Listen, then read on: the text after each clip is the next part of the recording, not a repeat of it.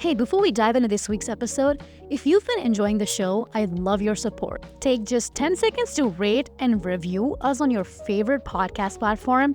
Your feedback helps others discover the wisdom and inspiration that I share on the Pivot to Balance podcast.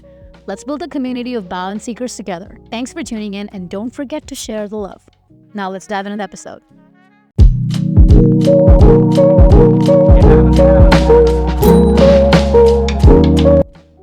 Hello and welcome to the Pivot to Balance podcast. I'm your host, AK, and I hope you're doing well.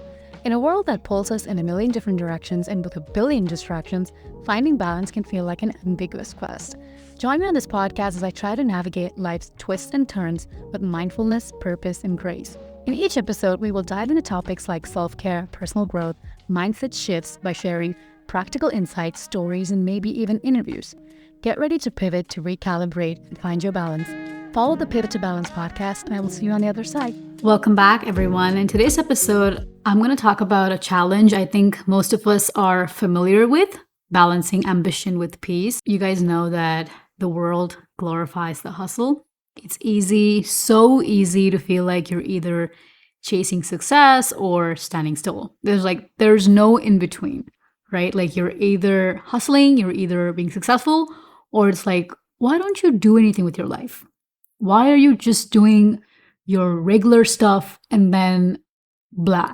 Like you're not doing anything else. And it's like, no matter how much you do, you feel like, oh, I can do more. I can do more. What else can I do? What else can I do? And that thought process, especially I think in our generation, it's so visible. You guys might know I've been living in the space of high ambition myself, if it isn't already obvious. I juggle podcasts like The Marketing Woman. I do this podcast. I create videos. I work. I'm also studying all the time. I love to read. I love cleaning. I love organizing. Like I live a normal life. But I'm kind of starting to realize that being busy is not the same as being productive or being at peace. And how do we kind of find a way to make sure that these can coexist? So today I want to walk you through what I've learned about how to keep striving for your goals without losing your sense of calm. Because right before I started recording this episode, I just wrapped up a meeting. I was making sure my newsletter was timely scheduled because I often mess up the dates. I was making sure that everything was good for dinner. I was making sure that everything was good. Like I literally just walked out of my house, took a deep breath, and I was like, gotta record this episode. So I know what it feels like when you're constantly like just hustling, okay? The first thing I want to dive into is something I see all over social media, which is called the hustle trap.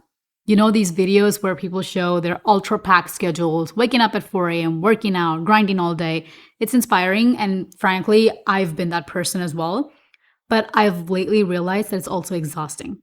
And the truth is, living like that 24/7 can actually slow you down in the long run. I do wake up at 4 a.m. You guys know that. I used to, at least I used to. And I think you might, if you go a little bit back in the podcast, you might realize that I used to wake up at 4 a.m. But now I'm like, you know what? I don't want to do that. But it's not a fixed schedule, right? I can always go back to the 4 a.m. one. I can always go back to working out in the morning and not working out at night. Because that's what life's supposed to be. It's not supposed to be about like these strict routines that you just have to follow.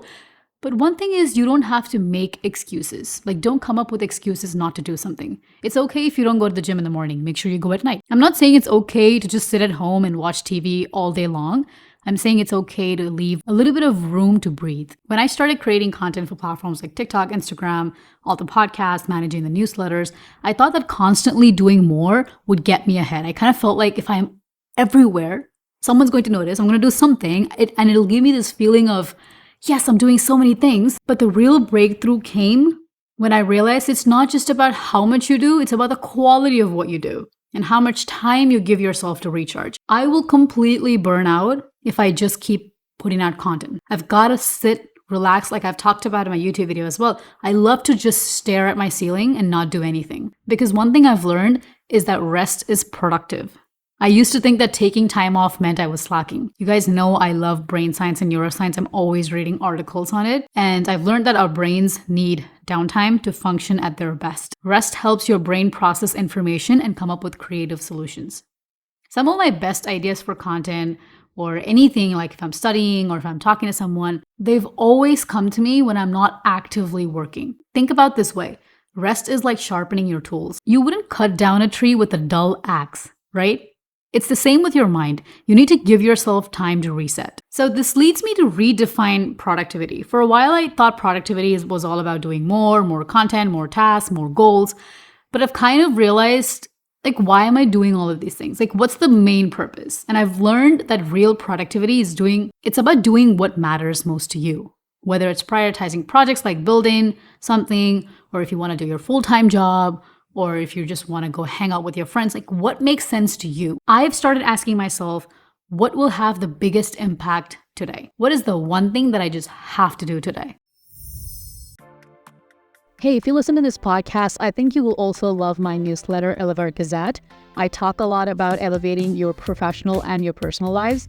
Make sure to subscribe to my newsletter. Go to anushakhannan.com/email list, and I'm sure you will love it. Join everyone who is like-minded. And now let's get into the episode.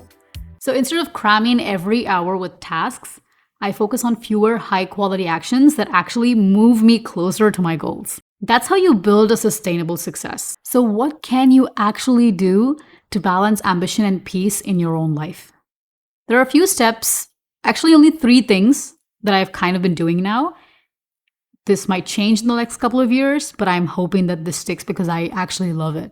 The first thing is I prioritize top 3 tasks. Each day I identify like 3 most important things that I need to do. It could be finalizing content, it could be sending out the newsletter, it could be learning, it could be anything. Whatever comes after those 3 things will be a bonus. The second thing is I schedule downtime like I schedule my work time.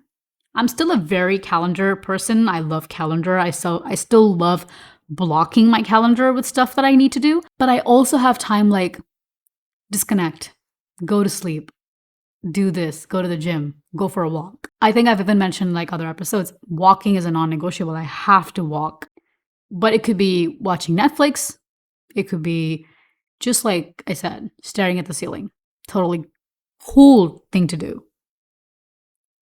The third thing is I'm reflecting more often than I used to. I've built this habit of checking in with myself every now and then, like even throughout the day, to see if I'm still aligned with my goals. If something feels off or too hectic, I adjust. Like the gut feeling is very real. Recently, actually, someone approached me with an offer to work together.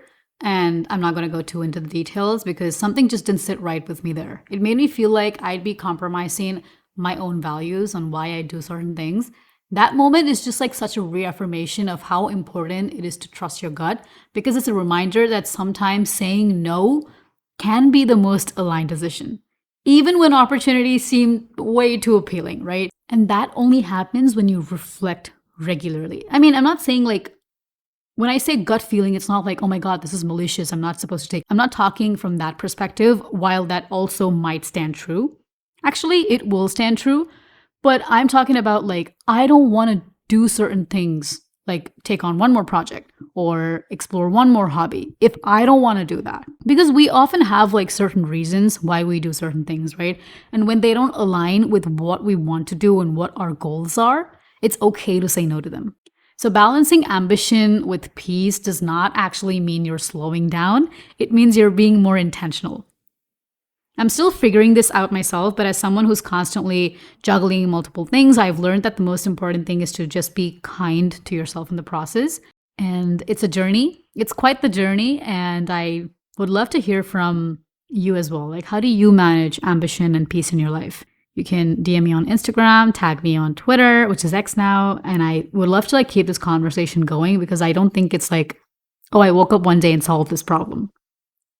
But yeah, that's all I had for this episode. Thank you for tuning in.